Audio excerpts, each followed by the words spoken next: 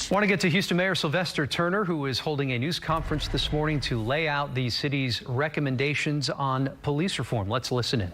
Late, along, I should say, but let's get started.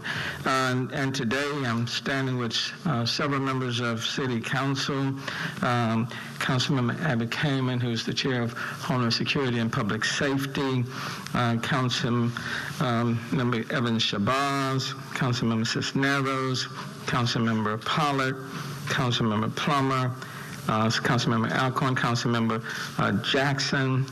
Get everyone? And then, of course, standing here with Chief Fenner. Let me just say it's going to probably be a little lengthy today, so I'm saying that to you up front. It will probably be a little lengthy today. So let's get started. The event over the past have highlighted the need for police reform in our country, in our community. Advocates, victims, and their families are crying out for accountability, transparency, and changes to improve police policies and build mutual trust and respect between the police and the community and police. I've always said that the two must be on the same page, working together in the interest of our city as a whole. Last year, on June the 10th, if you can recall, we met in this same room the day after George Floyd's funeral, and I, along with council members, signed Executive Order 1-67 on the use of deadly force in the Houston Police Department, banning excessive use of force, banning chokeholds, requiring that officers have a duty to intervene, restricting when officers can shoot at moving vehicles, call for a use of force continuum, requires officers, when possible, to give verbal warnings before using deadly force, and requires comprehensive use of reporting. I signed that, and many of the members of City Council joined with me in signing that on June the 10th. I will say that many of these things that we put in place through the executive order, those things are still being debated in Austin at the Capitol, or being debated up in D.C. But those things are, in effect, already in the city of Houston. The task force also indicated that while these measures represented positive steps in the right direction, the department should add the following, and that is a ban on no-knock warrants for non-violent offenses. The existing executive order still allows for no-knock warrants as long as the warrant has been approved in writing by the HPD Chief of Police or his designee, and the warrant has been signed by a district court judge. Today, we are banning no-knock warrants for violent offenses, which is the recommendation of the task force.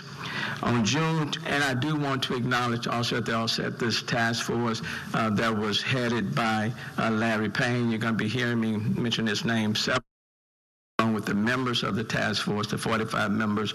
So Larry, at the very beginning, I want to acknowledge and thank you for your incredible leadership. And I might also add that prior to this press conference on last night, Larry Payne convened, I think it was about 25 or 27 members of the task force, where I went over the recommendations of the steps we are taking today with that task force, and had a very enlightening conversation with them. On June 24, I then appointed the Mayor's Task Force on Policing Reform, chaired by Larry Payne, and asked members to study Houston Police Department policies and procedures. And last September, shortly thereafter, I assembled the 45-member task force chaired by Larry. The task force presented 104 recommendations, and as I said then and since then, I agreed with the overwhelming number of those recommendations. Over the past several months, we have been deliberate and methodical in our approach, which required time, additional study, identifying individuals to hire or appoint to key positions called for in the reforms. and quite frankly, the lack of funding affected the implementation and execution of some of the key recommendations. Today, I am going to announce how we are moving forward to implement additional reforms called for by the task force and some of the major proposals including in the task force recommendation. In a brief summary, we are changing the Houston Police Department's policy on body-worn cameras. I'm announcing the hiring of a Deputy Inspector General of the new Office of Policing Reform and Accountability, restructuring of the Independent Police Oversight Board to include appointing a new chair, changing how members of the public can file complaints and access information on a newly designed website with 5 data dashboards regarding police transparency, and a roughly $25 million investment in crisis intervention over 3 years.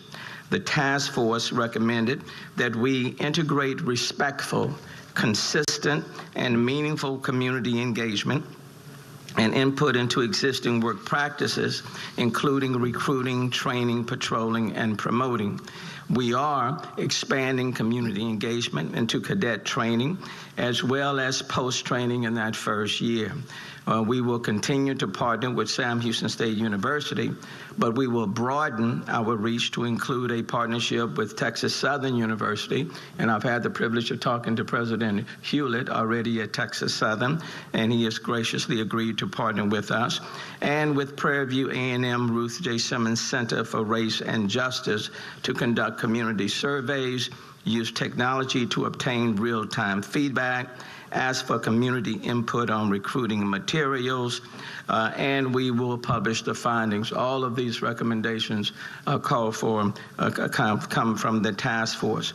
We are already utilizing a video circulating using officers, for example, in sororities and fraternities in order to encourage others to join the Houston Police Force.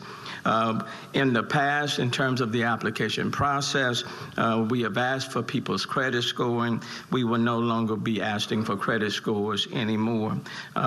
And we will continue to hold and expand our PIP meetings.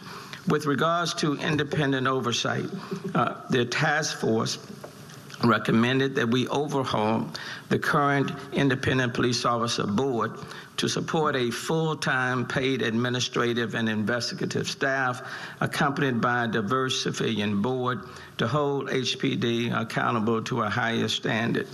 Today, I am signing an executive order restructuring the board and appointing Steve Ives, the President and Chief Executive Officer of the YMCA of Greater Houston, to serve as the Independent Police Oversight Chair. Steve and I have had several conversations over the last several weeks about his role in serving in this capacity, and the conversations have been very constructive and productive. And quite frankly, Steve has said it not one time but several times, Mayor, this is a defining moment in our city, and I am here and ready to serve. And so I want to thank Steve Ives, and you'll be hearing from him shortly. Today, I am appointed the Inspector General also of the new Office of Police Reform and Accountability. Krista Okorfa is a Harris County Chief Prosecutor currently overseeing felony cases. In that position, she led and supervised investigations and prosecutions and tried numerous jury trials. She also served as a prosecutor in the Major Narcotics Criminal Division and as a diversion program prosecutor. She is a graduate of the University of Texas, undergrad, and a graduate of Thurgood Marshall School of Law of Texas Southern University. Crystal will have a limited staff to investigate complaints, both internally and externally, and to report to the Independent Police Oversight Board, as well as to the Chief of Police. Additionally, community members will be able, and let me pause there because I want to thank Ms. Okorfa, Crystal, for also agreeing to serve. And where is she? right there, for also agreeing. You'll be hearing from her shortly, for agreeing to serve. And she's had many conversations with my staff, and I've had a chance to visit with her as well, and took time to woo her away. But we are very appreciative of the fact that she viewed this as a transformational moment as well, and has agreed to serve in a full-time capacity. In addition, community members will now be able to submit complaints online, and they can also submit complaints to community groups like the NAACP, LULAC, the Anti-Defamation League, the Islamic Society of Greater Houston, the Mayor's Office with People with Disabilities, the Mayor's LGBTQ Task Force. They certainly, and others, can accept complaints and then forward them on to the office. The complaint form will be in multiple languages and accessible, and quarterly reports, as asked for by the task force, recommended by the task force, will also be provided. And so I'm very appreciative of the recommendations coming from the task force and the changes that will be made. And at this time, let me first bring on Crystal Corafor, who will be the Deputy Inspector General, just to introduce herself and to make a few comments. Crystal.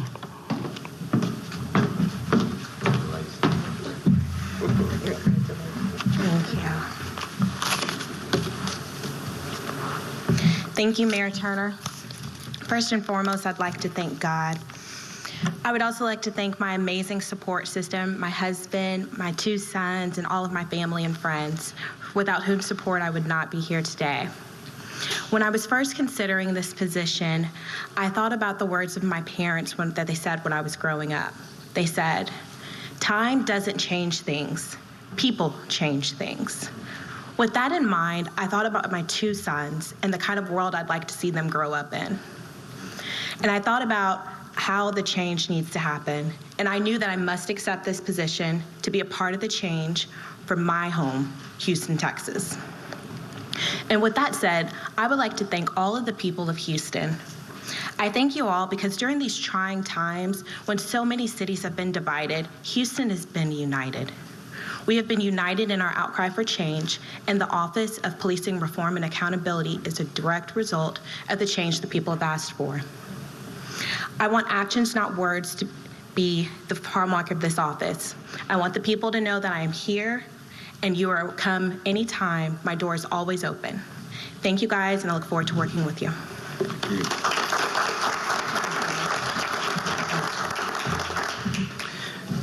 Thank you so very much, and we all look forward to working with you.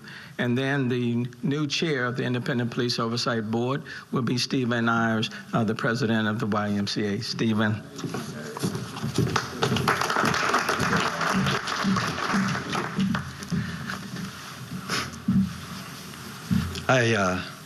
For the last 25 years, I've been a humble community servant and a CEO of various YMCAs now in 4 different cities. Along that journey, I've learned that being a CEO of a YMCA isn't just about swim lessons and programs and great facilities. It's about being part of change in community. I didn't know when I came to Houston that I was going to have an opportunity like this. And I have to say, Mr. Mayor, I was blown away when I got the call, but I also recognized that you were inviting me further along that journey of self-reflection and understanding and appreciation of what my role as a public servant and a community-engaged individual and the CEO of a YMCA really meant and was about. I spent some time in consultation with my closest advisors, our board of directors, executive committee at the YMCA, and the leadership team with which I work. And at the end of the day, it was unanimous. You know, when I asked the question, Steve, you got to do this. How can you not do this, Steve? This is the most important thing that's going to happen in this city, and quite frankly, in this country. See, I know a little bit about accountability. I'm a dad. I lead a staff team. And I recognize that good people with good intentions, with a strong system of accountability, just do a better job. And they're happier, and they're more effective, impactful in their work. That goes for the officers who serve on the police force, knowing that they have a system of accountability that rewards those who do it well and holds accountable those who step out of line. For a community, knowing that that's in place, but also knowing that we have a say in it. So I understand my job to be helping people to understand that we have a say in it, but also figure out how best to engage. Because keeping our community safe, keeping our community thriving, helping all people feel like they matter and that they can make a contribution is really up to all of us, not up to any one institution. So I'm proud to accept this opportunity to serve. And Mr. Mayor, thank you for blowing my mind and helping me expand my perspective of what it means to be in this role. And I can tell you, as I talk to my colleagues across the country about YMCA work, community engagement work, these are the kinds of things all of us are beginning to lean into. We've learned, especially in the last year, how important we are, how vital we are to the community, and what we're going to become in the years ahead. So on behalf of the YMCA Board of Directors, our staff, the members of our YMCA, and the community, thank you for the opportunity to be in this role, and I look forward to serving.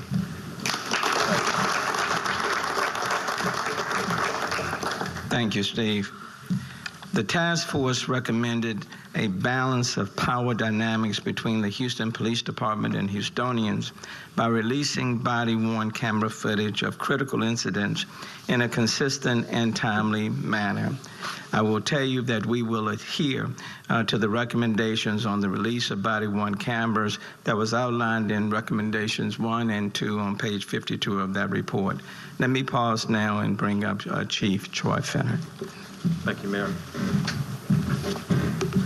Thank you, Mayor and council members. If a chief of police or police officers can't listen and hear the citizens and feel their hearts, we're not going to be successful. Thank you, Larry Payne, and all of the task force members.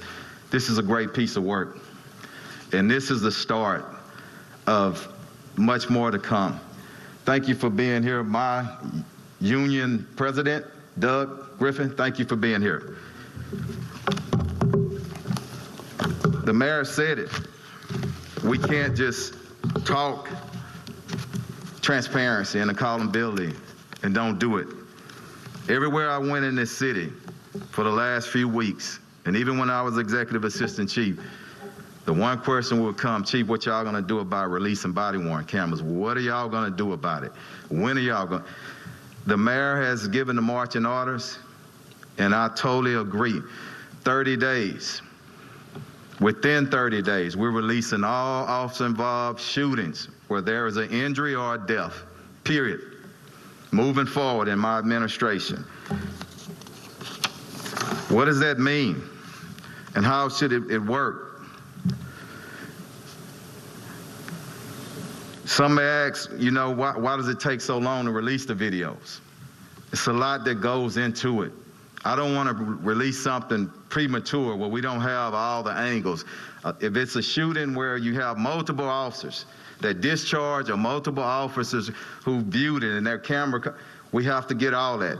We have to go through redactions by law. And there's some incidents by law that we can't release. If it's in a private home, a private space, we have to get the permission from those individuals to release that. So just understand those challenges. But one thing I can pledge to you today, we're releasing it when we can legally release it. I spoke with our district attorney. She's in agreement with the release, and we are going to release it. Thank you.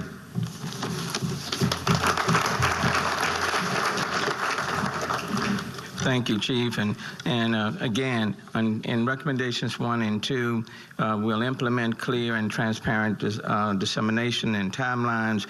And the report speaks of 24 hours of a federal and our state prosecuting authority opens an official investigation into a critical incident. The HPD should share all BWC footage with the prosecuting authorities within 24 hours, and then 30 days. In addition to, the HPD should publicly release WC footage of a critical incident, which includes display of excessive force and/or death in custody within 30 calendar days. So that's a critical incident, or it's in the case of excessive force or a death in custody. And then 7 days or less within 24 hours, the HPD should notify the prosecuting authority 7 calendar days prior to releasing the body-worn camera footage of a critical incident to the public, except when the chief of police determines that pressing circumstances require a shorter time period for release. Again, those are the recommendations of the first 1 and 2 recommendations on page 52, and those are the recommendations that we are going to adhere to. In addition to that,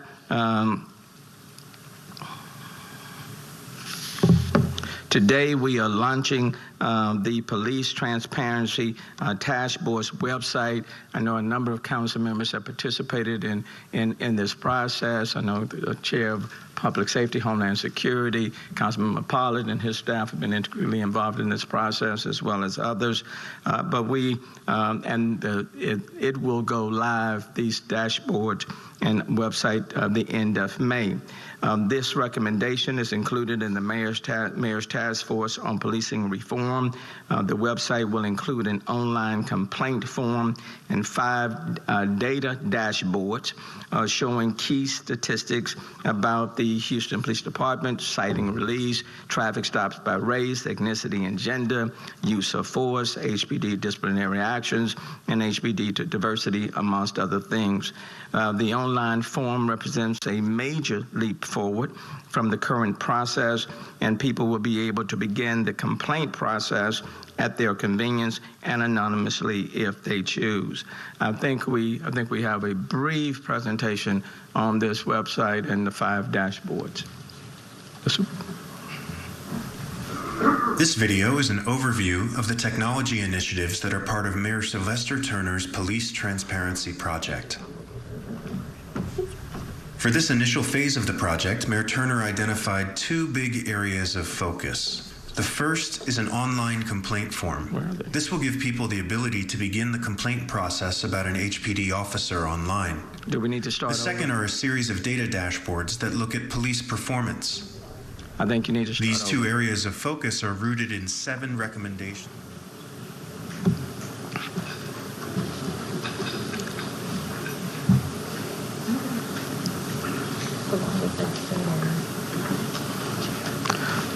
And while they're doing that, let me also acknowledge and thank Arturo and Michelle and the legal department, its legal team, for the work that they have done on this, on the reforms. And then all of my departments, HITS, IT has been very much involved, so I want to acknowledge and thank them as well.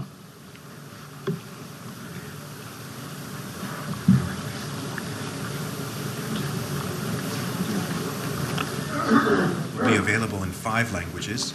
It's mobile ready and it's accessible to people with visual. All right, let's try it again. The first thing to note about the new online complaint form is that a person can submit an anonymous complaint. Anonymous complaints follow a different procedure than formal complaints. Now let's see what that happens.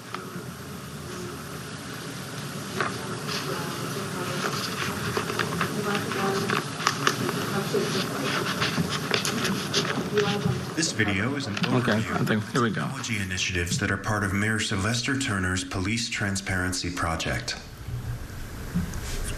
For this initial phase of the project, Mayor Turner identified 2 big areas of focus. The first is an online complaint form. This will give people the ability to begin the complaint process about an HPD officer online. The second are a series of data dashboards that look at police performance. These 2 areas of focus are rooted in 7 recommendations from the Mayor's Task Force on Policing Reform. Let's look at the online complaint process first. Currently, in order to start a complaint, you download a PDF from the Houston Police Department website.